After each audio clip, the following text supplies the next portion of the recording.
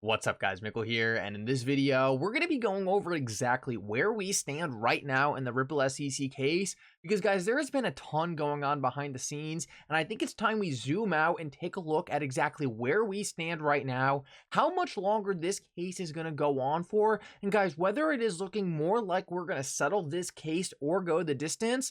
Guys, make sure to stick around for this whole video. We are going to go over a ton of stuff relating to where this case stands right now, and I think it's going to give you a much better idea of how much longer we are going to be stuck in this case against the SEC. Guys, we also have Brad Garlinghouse and David Schwartz going hardcore with the riddles. I want to get into that at the end of the video, so make sure you stick around for this whole thing. Like always, guys, your support means so much to this channel. If you want to see more videos just like this, make sure to hit the like and subscribe button down below and turn on bell notifications. These three simple things will go such a long way in helping this channel grow, and it really does mean so much to me. If you guys are ever looking for a good place to buy some XRP, make sure to check out the link down in the description below. Uphold is one of my favorite exchanges and a great place to buy and sell XRP.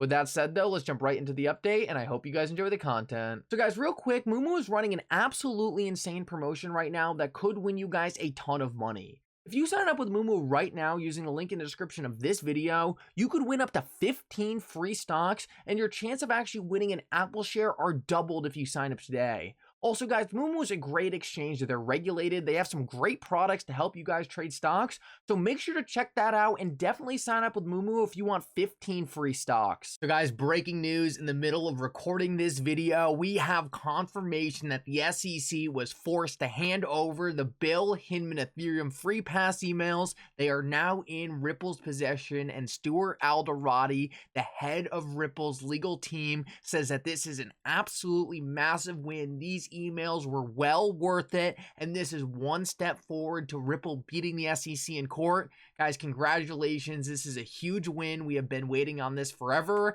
and now back to the video. I hope you guys enjoy it. So guys, I want to start this video off and talk about the Senator Loomis and Gillibrand bill, because guys, there has been a ton of controversy about this thing as of recent, and it's starting to get super confusing. So if you guys don't know, Senator Loomis and Senator Gillibrand actually submitted a cryptocurrency bill earlier this year, and it looked really promising. It looked like it was going to call the majority of cryptocurrencies commodities, and I think this is something everyone was on board with. But guys, as of recent, we have seen both Senator Loomis and Senator Gillibrand going around in different interviews and saying that this bill would give most of the power over the cryptocurrency industry to the SEC. So now, obviously, this is very confusing, because when I first read this bill, I thought it was pretty clear that it was calling most of the cryptocurrencies in the market today commodities. But guys, I actually double checked with some different lawyers who have been following the Ripple SEC case and asked what they thought, and almost every single one of them agreed that most of the cryptocurrencies in the market right now, based on Senator Loomis and Senator Gillibrand's bill, would be commodities. So obviously, this created a lot of confusion, and I was sitting there saying, why do many lawyers think that this bill calls cryptocurrencies commodities, while the two people who wrote the bill are saying that it gives most power to the SEC? So I was thinking someone has to be confused here, and guys, it's pretty funny. I actually don't think Senator Loomis and Senator Gillibrand know what's in their own bill. And the main reason I actually thought this was the case in the past was because I actually saw the main lawyer who was behind this bill talking in an interview about his thoughts on the cryptocurrency market, and he said his thoughts were that most cryptocurrencies were commodities, and that would become evident by the bill Senator Loomis and Senator Gillibrand would be proposing. So obviously it created a lot of confusion when suddenly out of nowhere, I saw Senator Loomis and Senator Gillibrand saying most cryptocurrencies were securities. That seemed completely different what the lawyer behind the bill was saying and what the bill itself said. Well guys, just today we found another interview of Senator Loomis and Senator Gillibrand saying that they thought most cryptocurrencies would be commodities under their bill. So guys, we have Senator Loomis and Senator Gillibrand saying completely different things about their own bill. Sometimes they say everything's going to be a security. Sometimes they say everything is going to be a commodity. I think at the end of the day, it's pretty clear that neither of these two ladies know anything about what's in their own bill, and it's highly likely that they just had a bunch of lawyers draft things behind the scenes, and they're just getting behind it. Overall, I do think this is a good sign because it seems clear based on the law in their bill that cryptocurrencies would be commodities. But I just wanted to clear things up because, guys, if you're on Twitter, you have likely seen a ton of confusion about what these two are saying, and I completely get it. It's like, how do you run around saying most cryptocurrencies would be commodities in your bill and then do a 180 and start saying everything would be a security?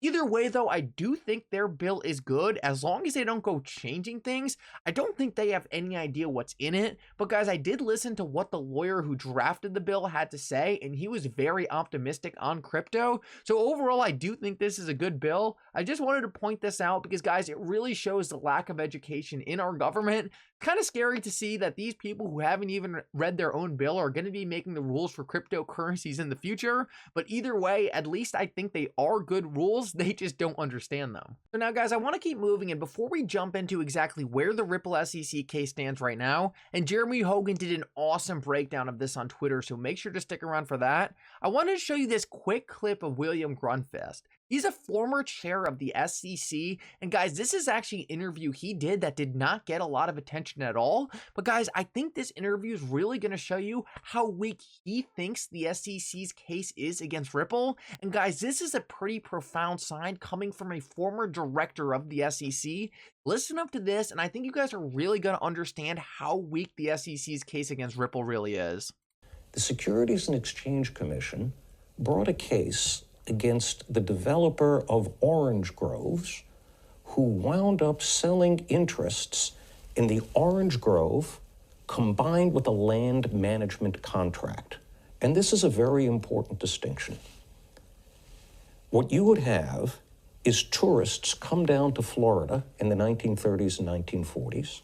They would stay at this fancy hotel, and right next to the hotel, there would be signs and brochures saying, you love it here in Florida in the summer, why don't you buy a piece of our orange grove here?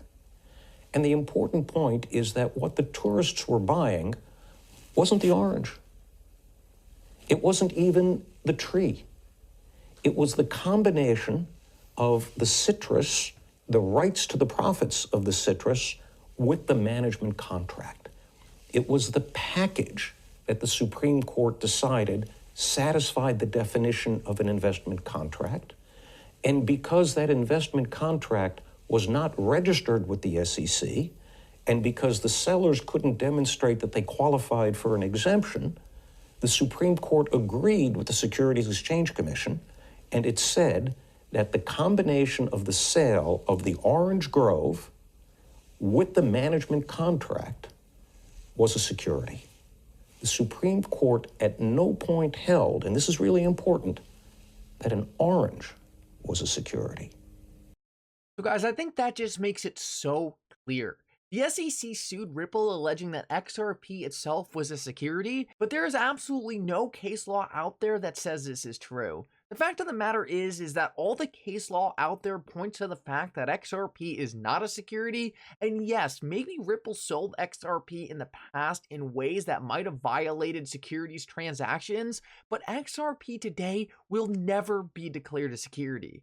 And I think that's so important to understand because I really do think this is going to be extremely obvious to the court. And I really do think at the stage we're currently at in the Ripple SEC case with everything we have seen, that there virtually really is almost zero chance that XRP itself today will be declared a security of Ripple. And I think that is a huge win for all of us. So guys, before we get into some riddles by David Schwartz and Brad Garlinghouse, I wanted to quickly go over a tweet by Jeremy Hogan where he breaks down a summary of where we stand in the Ripple SEC case. I think this is really important and is going to give you guys a really good idea of exactly where we stand right now. So Jeremy Hogan tweeted out, what's going on right now in the Ripple SEC case? 1. The parties have filed with the court under seal reply briefs to each other's motion for summary judgment. They also filed numerous exhibits, etc. that we can't see. 2. The parties are speaking today about what parts of their brief they want redacted. The summary judgment briefs from last month really talked past each other, so these are the briefs where we'll really understand how strong each party's argument really is.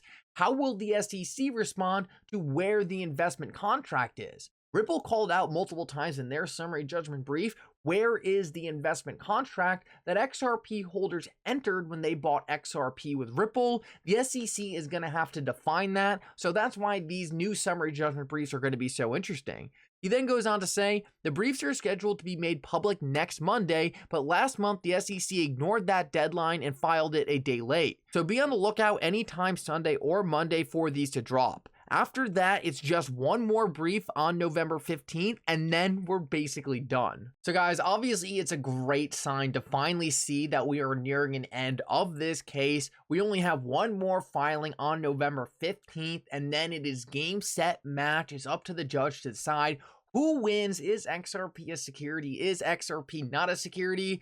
Well, guys, fortunately for us, I really do think that argument's over. I think it's pretty obvious at this point XRP is not a security. The question really is now, did Ripple violate securities transactions when they sold XRP in the past? I think that's a toss-up, but the good news is it really makes no difference to us. XRP is not a security. XRP will never be declared a security, and that's the most important news out of all of this. Now, in terms of whether this case settles or goes the distance, guys, I think it's too late now for this case to settle. I think if it was going to settle, the SEC would have done this a while ago. They've already made such an embarrassment out of their agency. I didn't think they would be willing to do this, but obviously they were. So this was a shock to a lot of people. It was a shock to me. I didn't think they would want to go this far. I didn't think they would want to bring this much scrutiny to the SEC. Obviously, they didn't care, and they don't even care that their position is so weak. Almost every single past lawyer at the SEC thinks Ripple's going to win this case, and the SEC doesn't seem to care. They're just going to push forward and take their loss. This loss is going to hurt them in the future. It's going to make it so every single cryptocurrency company the SEC goes after in the future can use this case as a playbook to beat the SEC in court. But it just doesn't seem like they care about any of this. They want to keep this case going as long as possible, keep the pressure on Ripple, and nothing we have seen to this date has changed this thought. Because of this, I do think this case is going the distance. I think we're going to get a decision on this case sometime in the first half of next year. The good news is, though, even though we have to wait a little bit longer, Ripple has won every single major motion. They've been on the right side of the law throughout this entire case.